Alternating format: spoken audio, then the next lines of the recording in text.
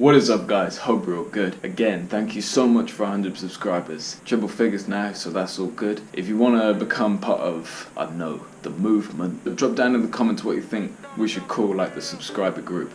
And also, to prove you're like the best, pretty much, just turn on the post notifications because that really helps as well.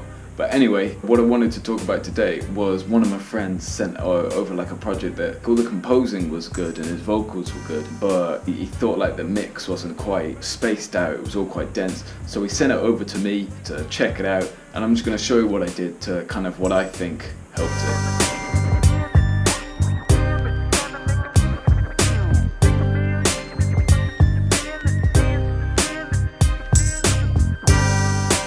Right, so this is what he sent me right here. Seriously, with some of these chords, he's like mad in the keys. Check this out. With all the pads and all that. Just all that, and then he's got this nice melody going on down here with the bass. But I think really what's on here is he puts like some delay and stuff on it, and then it just. And then it can all come in with the drums here. So it's all good, he's got some good stuff going on there, but really what I kind of had a problem with was, first of all, let's check out these drums. I think he's condensed all of them into a loop or something. So all we need to do is, the EQ here, not a fan of that, to be honest. If I turn it all the way up, so if you ignore the highs, forget about the highs,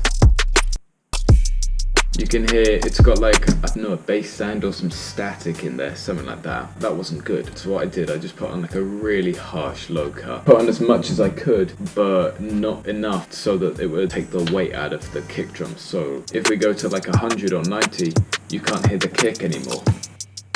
But if we come to maybe like 50, that's pretty good. And then we'll just take out some boxiness here, like that, and boost this. Like that. Cleans it up a bit and makes it sound brighter. What I also did was just put on this thing, if you go into dynamics and then an expander, if you want it super punchy, I suppose that's what you're going for. I just put it on crisp up.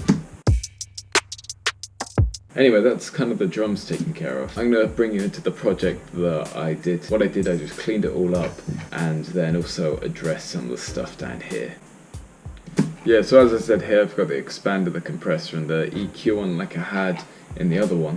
But also what I did here was, do you remember how he had these hi-hats here? And I thought, I don't know, maybe they weren't quantized properly, but listen to them with the click.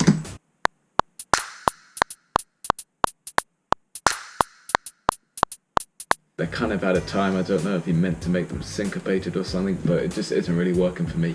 And I think that clutters it up too much, so I just take those out, substitute them with a shaker, which is obviously a bit more rhythmic, like that.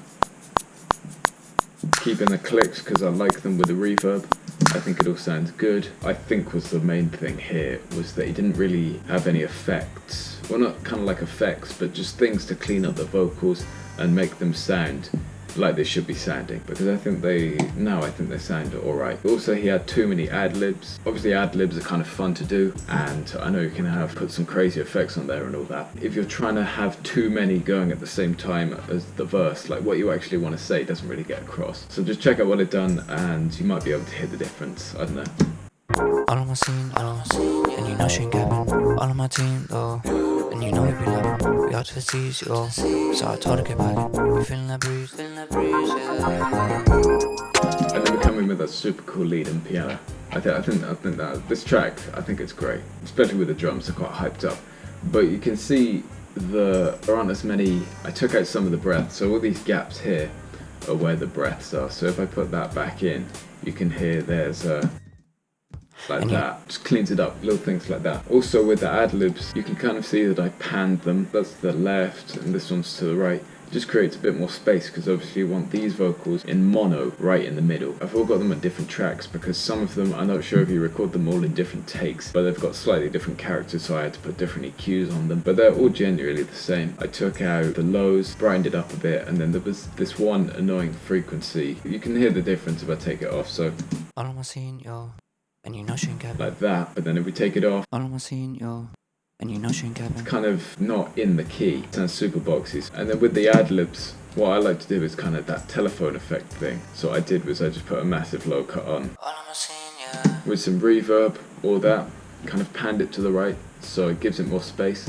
Even though the vocals are overlapping, it doesn't really clash. This melody, I put in a gate. And what the gate does, if there's not enough sound going through it, it'll just completely close when there are these gaps here. So let's check that out.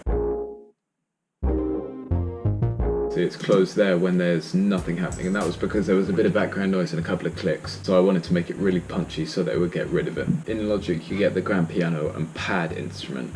He had grand piano and a pad going on, so that kind of clashed it up. But these are super cool chords. Like that, and then he's just got the electric piano layering up.